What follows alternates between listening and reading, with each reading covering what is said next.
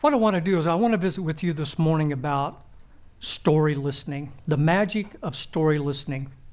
But before I do, I want to ask you a question. How many of you have ever dread going into the office in the morning? I know a lot more of you have because over the years you've told me so. In personal conversations, we've had Zoom calls or being a guest on my podcast, the Fearless Dentistry Podcast. At the end of the day, the reason we dread going into the office is because often, at the end of the day, this is exactly how we look and feel. We're exhausted, we're overwhelmed, we feel like the practice has ran over us. And at the end of the day, sometimes we wonder, is this the way that dentistry is going to be for me for the rest of my career? The reason I also know it's true because I experienced the same emotions and feelings. But I decided that wasn't going to be the way that I was going to practice dentistry. So I went through the Pankey Institute, I attended the Dawson Academy, and both of those great teaching institutions shared a practice model that I thought was just freaking awesome. And I was so compelled and so pulled to them that it became a personal call to action and adventure. See, I'm a guy that likes a challenge. I like to go for things and I like to learn. Both of these organizations were teaching me ways for me to become the best clinical dentist that I could possibly become. Then came, but I didn't know exactly how to get there because I didn't possess the communication skills, the soft skills of dentistry. I didn't know exactly how to get there. Then came the spring of 1988. And that's when I accidentally stumbled upon the concept of story listening. And when I started incorporating story listening into my practice, that's when my practice started a transformation. And unbeknownst to me, it was awesome. It was great. What I didn't realize, and slowly happening, is that a number of things within me changed personally and professionally, and I'll share that with you in a minute. But let's go back to the spring of '88. The very first patient that started the transformation for me was Lisa. Oop. That's a pretty fine touch there. Okay, Lisa came to me and said, Dr. John, I want a cosmetic makeover. And she shared with me why, because her smile was preventing her from becoming the person that she wanted to become. So I listened to her story and I asked questions. As I asked questions, it became clear to me exactly why she was wanting this. I was so compelled by her story that I had to say yes. I had to say yes because I wanted to help her. But see, I wasn't the hero in this story. Lisa was, or Monica was. Monica was the hero because she garnered the courage to come in and be vulnerable with me. So we did the case with Monica, and I brought her in, and the day that we seated the case, I handed her the mirror, and she took one look at the case, and she started instantly sobbing and boo-hooing. And I thought, what's gone wrong? What could possibly have gone wrong? Because see, I had a great lab that did beautiful porcelain work for me. And the case did look beautiful.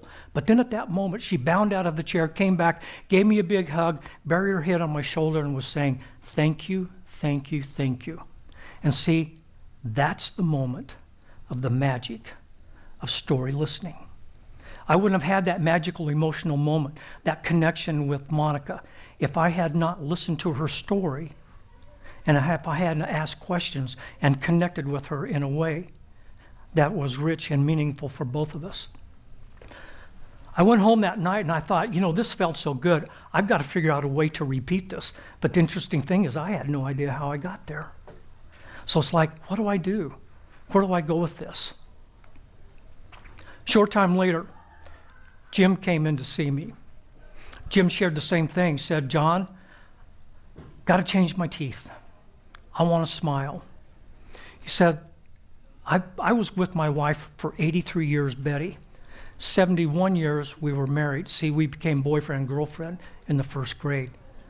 And I knew that to be true because Betty shared the same story with me a couple of years earlier before she died. And I just thought, how can that be? How can someone never ever smile for their spouse or their children? I couldn't imagine it. What Jim shared with me, he says, John, it's important for me to be able to smile, my best smile, before I die. I want Betty to see me smile before I die. And I want her to understand my smile is telling her, Betty, I still love you deeply, and I can't wait to be with you.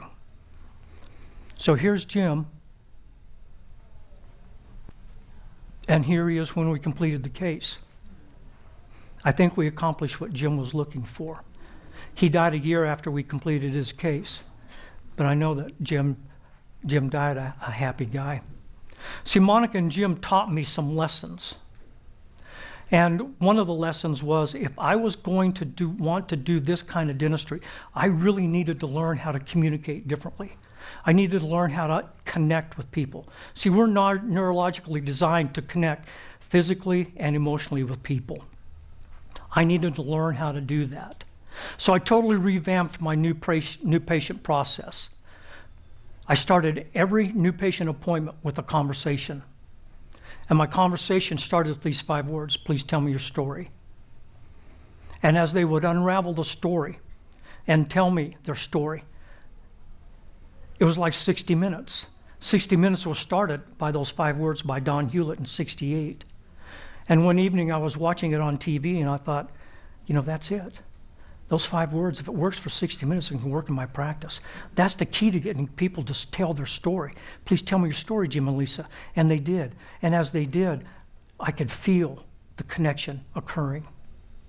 The second thing that I did that was very important is I took digital photographs of their teeth, retracted their lips, and I'd say, Jim and Monica, tell me what you see. And they'd go, doom, doom, doom, doom.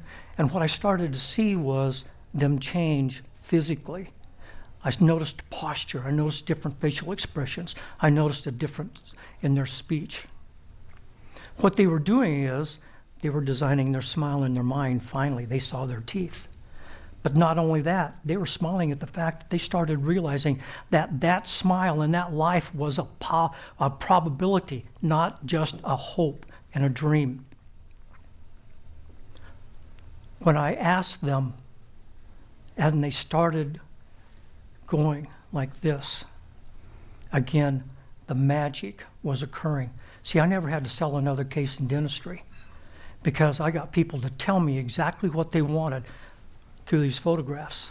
They bought what they wanted. I never told them. I would share with them what I saw.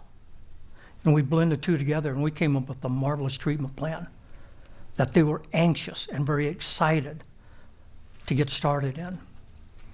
Imagine Monday morning. Ask questions and people listen. I forget to do the clicker. There were 4 things that happened as I mentioned, is that time slowed down.